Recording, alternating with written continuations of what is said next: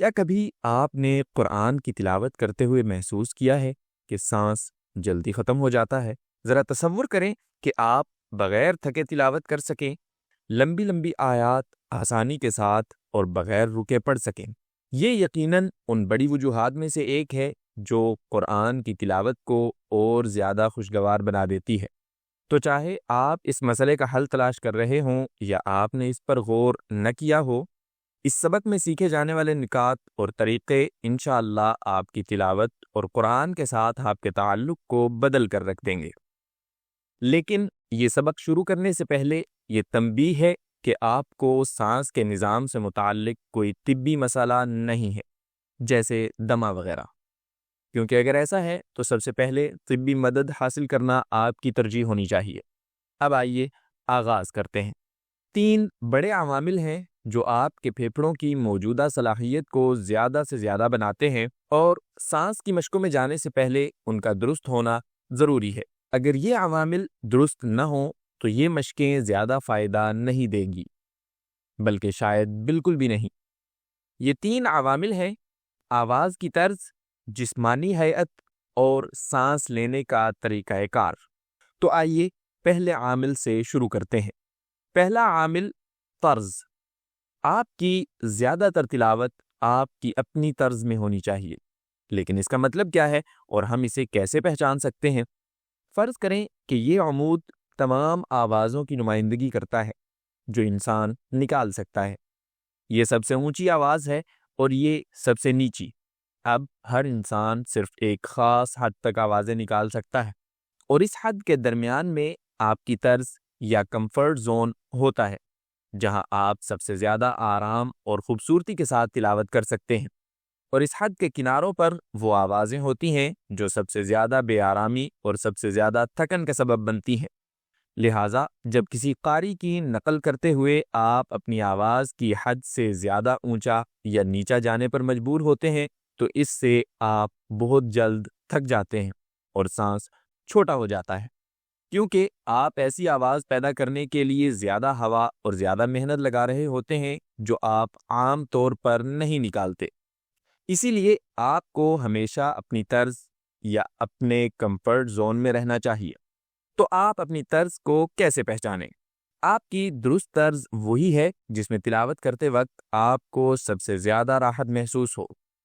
میں اب مثال کے طور پر 3 مختلف طرزوں میں تلاوت کروں گا، اور میں چاہتا ہوں کہ آپ ایک لمحہ سوچیں کہ ان میں سے کون سی طرز میری ہے۔ الحمد للہ رب العالمین، الحمد للہ رب العالمین، الحمد للہ رب العالمین۔ تو آپ کے خیال میں میری طرز کون سی ہے؟ میرے خیال میں وہ تیسری تھی، کیونکہ اس میں مجھے تلاوت کے دوران سب سے زیادہ آرام محسوس ہوا۔ آپ کبھی کبھار تلاوت میں تھوڑا اوپر یا نیچے جا سکتے ہیں، لیکن آپ ہمیشہ اسی کمفرٹ زون میں واپس آتے ہیں اور زیادہ تر تلاوت اسی میں کرتے ہیں۔ اس لیے کوشش کریں کہ میری طرح خود کو ریکارڈ کریں، 3 مختلف طرزوں میں 3 ریکارڈنگز بنائیں۔ اس سے آپ کو اپنا راحت کا دائرہ پہچاننے میں مدد ملے گی، اور اسی کی بنیاد پر تلاوت کے لیے درست طرز منتخب کریں۔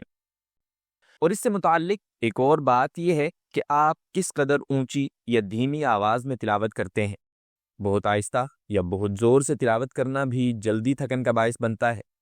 اسی لیے قرآن سیکھتے وقت سیکھنے والے کو ہمیشہ درمیانی آواز میں تلاوت کرنی چاہیے، اتنی اونچی کہ آپ دوسروں کو نماز پڑھا سکیں، لیکن نہ اتنی دھیمی کہ ہوا کے بہاؤ اور مخارج پر اثر پڑے، اور نہ اتنی اونچی یا چیخنے والی کہ آواز کی ڈوریاں یعنی ووکل کارڈز تھک جائیں۔ دوسرا عامل ہے آپ کی ہیئت۔ خاص طور پر نماز میں تلاوت کرتے وقت آپ کی کمر سیدھی ہونی چاہیے، اور اہم بات یہ ہے کہ گردن بھی سیدھی حالت میں ہو۔ اگر آپ اوپر یا نیچے دیکھ کر تلاوت کریں گے تو اس سے سانس کی نالی میں ہوا کے بہاؤ پر اثر پڑے گا، جس سے آپ بہت جلد تھک جائیں گے اور سانس کی مدت بھی کم ہو جائے گی۔ اسی لیے اگر آپ پیشہ ور قراء کو نماز کی امامت کرتے ہوئے دیکھیں تو آپ دیکھیں گے کہ ان سب کے سر سیدھی حالت میں ہوتے ہیں تاکہ سانس کی نالی سے ہوا بغیر رکاوٹ کے گزرے۔ یہی بات بیٹھ کر تلاوت کرنے کے وقت بھی لاگو ہوتی ہے۔ اگر آپ نیچے دیکھ رہے ہیں یا آپ کی گردن کسی عجیب حالت میں ہو تو اس سے آپ کی کارکردگی اور سانس کی مدت متاثر ہوگی۔ اب تیسرا اور سب سے اہم عامل، سانس لینے کا طریقہ کار۔ اس میں 4 کام شامل ہیں جو درست طریقے سے ہونے چاہیے۔ پہلا کام ہے سانس اندر کھینچنا۔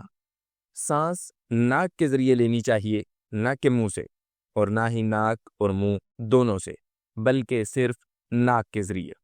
یہ اس لیے اہم ہے کہ اس سے آواز کی ڈوریاں یعنی ووکل کارڈز ہوا سے خشک نہ ہوں، ورنہ گلے میں خراش محسوس ہوتی ہے اور آپ بہت جلد تھک جاتے ہیں۔ یہ خاص طور پر اس وقت اہم ہے جب آپ نماز کی امامت کر رہے ہوں یا قرآن حفظ کر رہے ہوں، کیونکہ اس سے خون اور دماغ تک زیادہ آکسیجن پہنچتی ہے جو یادداشت اور یاد کرنے کے لیے ضروری ہے۔ اور اگرچہ گہری سانس لینا اہم ہے، لیکن اگر آپ 2 گہری سانسیں لیں تو اس کا اثر الٹا ہوتا ہے، کیونکہ پھیپھڑے بہت زیادہ بھر جاتے ہیں اور دباؤ میں آ جاتے ہیں، جس سے ہوا معمول سے زیادہ تیزی سے باہر نکلتی ہے۔ اسی لیے ناک کے ذریعے اعتدال کے ساتھ گہری سانس لیں۔ دوسرا کام ہے ڈایافرام کے ذریعے سانس لینا۔ یہ کیا ہے اور ہم اسے کیسے کریں؟ سادہ الفاظ میں اس کا مطلب یہ ہے کہ آپ اپنے ڈایافرام کو استعمال کر کے پھیپھڑوں کو ہوا سے بھریں۔ ایسا کرنے کے لیے گہری سانس لیں، اس طرح کہ آپ کے کندھے یا سینے اوپر نہ اٹھیں۔ اگر آپ یہ درست طریقے سے کریں گے تو آپ محسوس کریں گے کہ آپ کا پیٹ باہر کی طرف آ رہا ہے، جو دراصل ڈایافرام کا نیچے کی طرف دباؤ ڈالنا ہے۔ اگر سانس لیتے وقت آپ کا سینہ یا کندھے اوپر جا رہے ہوں اور پیٹ باہر نہ آ رہا ہو تو اس کا مطلب ہے کہ آپ کچھ غلط کر رہے ہیں اور آپ کو اپنا سانس کا طریقہ کار درست کرنا چاہیے۔ تیسرا کام ہے تلاوت کرنا۔ تلاوت کے وقت کوشش کریں کہ اپنی آواز سینے سے نکالیں۔ ظاہر ہے کہ ہم جانتے ہیں سینہ آواز پیدا نہیں کرتا، لیکن مقصد یہ ہے کہ جب آپ اس طرح سوچتے اور کوشش کرتے ہیں تو دراصل ڈایافرام ہوا کو باہر دھکیلتا ہے، جس سے ایسا محسوس ہوتا ہے کہ جیسے آواز سینے سے نکل رہی ہو۔ اس طرح پھیپھڑوں پر کم سے کم دباؤ پڑتا ہے، جس سے آپ زیادہ دیر تک بغیر تھکے تلاوت کر سکتے ہیں۔ لیکن اگر آپ گلے پر توجہ مرکوز کریں گے تو پھیپھڑوں پر دباؤ پڑے گا اور آپ بہت جلد تھک جائیں گے۔ اگر آپ کو یقین نہ ہو کہ یہ کیسے کرنا ہے تو اپنے پیٹ کے عضلات کو سخت کریں، اس سے آپ کو ڈایافرام پر قابو پانے اور ہوا کے دباؤ کو درست رکھنے میں مدد ملے گی۔ آخر میں تلاوت کرتے وقت اور سانس باہر نکالتے ہوئے سانس کی آخری حد تک تلاوت نہ کریں۔ پھیپھڑوں کو مکمل طور پر ہوا سے خالی کر دینا یہاں تک کہ دم گھٹنے لگے، یہ ایک بری عادت ہے، کیونکہ اس سے پھیپھڑے بہت زیادہ تھک جاتے ہیں اور آواز بھی اچھی نہیں لگتی۔ اب اگر یہ 3 چیزیں، طرز، ہیئت اور سانس سب درست ہوں تو یہ آپ کو آپ کے پھیپھڑوں کی موجودہ زیادہ سے زیادہ صلاحیت دے دیں گی۔ اس کے بعد ہم کچھ سادہ مشقوں کے ذریعے اس صلاحیت کو بڑھا سکتے ہیں، لیکن اس سے پہلے ہمیں آپ کی موجودہ صلاحیت کو ناپنا ہوگا تاکہ آپ اپنی پیش رفت کو دیکھ سکیں۔ یہ اس طرح کیا جاتا ہے کہ آپ سورۃ الفاتحہ پوری ایک سانس میں پڑھیں یا جتنا حصہ آپ ایک سانس میں پڑھ سکتے ہوں۔ یاد رکھیں، طرز، ہیئت اور سانس۔ الحمد لله رب العالمين الرحمن الرحيم مالك يوم الدين إياك نعبد وإياك نستعين اهدنا الصراط المستقيم صراط الذين أنعمت عليهم غير المغضوب عليهم ولا الضالین۔ میری رائے میں سورۃ الفاتحہ کو ایک سانس میں پڑھنا آپ کا ہدف ہونا چاہیے، جس کے لیے آپ کو محنت کرنی ہے۔ میں ذاتی طور پر سمجھتا ہوں کہ یہ لمبی آیات بلکہ تقریباً قرآن کریم کے ہر حصے کی تلاوت کے لیے کافی ہے۔ اگر آپ مثلاً 4 یا 5 آیات تک پڑھ سکتے ہیں تو یہ بھی اچھا ہے، اور اگر آپ پہلے ہی سورۃ الفاتحہ پوری ایک سانس میں پڑھ سکتے ہیں لیکن مزید آگے جانا چاہتے ہیں تو مثلاً اس کے بعد سورۃ الاخلاص شامل کریں۔ اب جو مشقیں میں بتانے والا ہوں انہیں یاد کریں اور اپنی پیش رفت ناپتے رہیں یہاں تک کہ آپ اپنے ہدف تک پہنچ جائیں انشاءاللہ۔ تو مشقیں کون سی ہیں؟ پہلی مشق ہے ترتیل کی مشق، اور یہ 3 مراحل میں کی جاتی ہے۔ پہلے 4 حرکات کے برابر سانس اندر لیں، پھر 4 حرکات کے برابر سانس روکے رکھیں، اور پھر 4 حرکات کے برابر منہ کے ذریعے حس کی آواز کے ساتھ سانس باہر نکالیں۔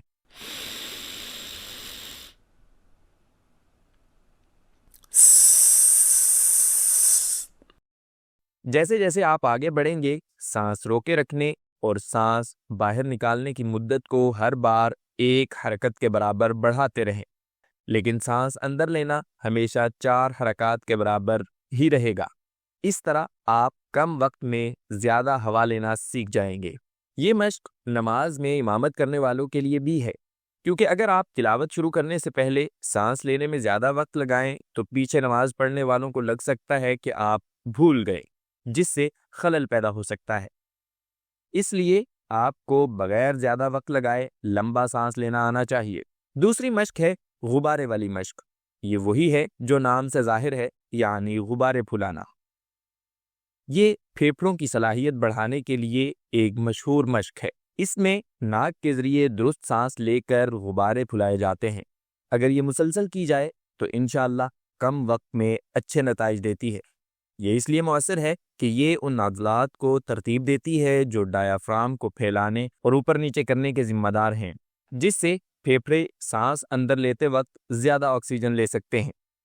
روزانہ یہ مشق کرنے سے آپ آہستہ آہستہ اپنے پھیپھڑوں کی صلاحیت بڑھا سکتے ہیں اور تلاوت کے دوران آکسیجن برقرار رکھنے کی صلاحیت میں اضافہ کر سکتے ہیں۔ تیسری مشق ہمس والی آوازوں کے مخارج پر قابو۔ ہمس والی آوازیں جیسے ہا، حا، سین، شین اور صاد، یہ آوازیں قرآن کی تلاوت میں بہت زیادہ ہوا خرچ کرنے کا بڑا سبب بنتی ہیں۔ ان آوازوں کی درست ادائیگی کی مشق آپ کے لیے بہت بڑا فرق پیدا کر سکتی ہے اور آپ کی بہت سی ہوا بچا سکتی ہے۔ مثال کے طور پر اگر آپ ہا کی آواز میں مبالغہ کریں یا بہت زیادہ ہوا لگا دیں تو یہ چند ہی الفاظ میں آپ کی زیادہ تر ہوا خرچ کر دے گی۔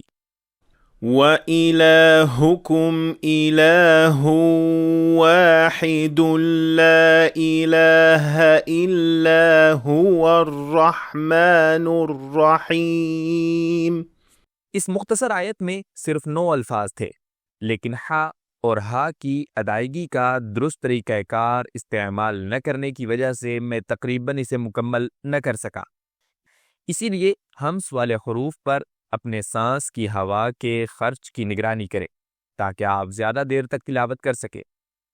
چوتھی مشق، اگر آپ کا سانس خاص طور پر چھوٹا ہے تو آپ صرف لازمی مد کو لمبا کریں اور اختیاری مد کو چھوڑ دیں۔ اس سے آپ کو بہتر تجربہ ملے گا جو آپ کو مزید تلاوت اور مشق کی ترغیب دے گا، اور اس کا نتیجہ بہتر کارکردگی کی صورت میں نکلے گا۔ بعد میں آپ کے لیے مزید اختیارات کھل جائیں گے۔ مثال کے طور پر مد منفصل ایک اختیاری مد ہے۔ آئیے اس آیت کو دیکھتے ہیں کہ ایک فیصلہ آپ کی تلاوت پر کیسے اثر انداز ہوتا ہے۔ اگر آپ صرف لازمی مد کو لمبا کریں تو پوری آیت میں صرف 2 جگہ مد کریں گے، لیکن اگر ہر مد کو لمبا کریں تو 6 جگہ مد کرنی پڑے گی، جس کے لیے ایک سانس میں آیت پڑھنے کے لیے کہیں لمبا سانس درکار ہوگا۔ آخر میں سانس لینے سے متعلق چند اہم نکات۔ نمبر 1، اگر آپ نے اچھی نیند نہ کی ہو، پیٹ بھرا ہو یا آپ تھکے ہوئے ہوں تو یہ عوامل آپ کی کارکردگی اور سانس کی مدت پر اثر ڈالتے ہیں۔ نمبر 2، اگر آپ پہلی بار امامت کر رہے ہوں اور گھبرائے ہوئے یا ڈرے ہوئے ہوں تو چھوٹا سانس آنا بالکل معمول کی بات ہے۔ گھبراہٹ اور خوف سانس پر اثر ڈالتے ہیں جو وقت کے ساتھ ختم ہو جاتا ہے انشاءاللہ۔ تیسرا اور میرے نزدیک سب سے اہم نقطہ یہ ہے کہ قرآن کی روزانہ تلاوت اور مشق سب سے بہترین علاج ہے۔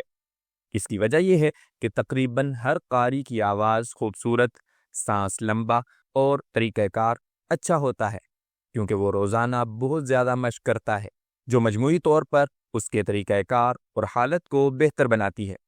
خلاصہ یہ ہے کہ درست اصولوں کے ساتھ تلاوت کریں، دیکھیں کہ آپ پہلے ہی کتنی صلاحیت رکھتے ہیں، پھر ایک یا چند مشقیں منتخب کریں اور انہیں روزانہ کریں، اور ہر بار اپنی پیش رفت چیک کریں، یہاں تک کہ آپ اس مقام تک پہنچ جائیں کہ قرآن کریم کی تلاوت زیادہ آزادی کے ساتھ کر سکیں انشاءاللہ۔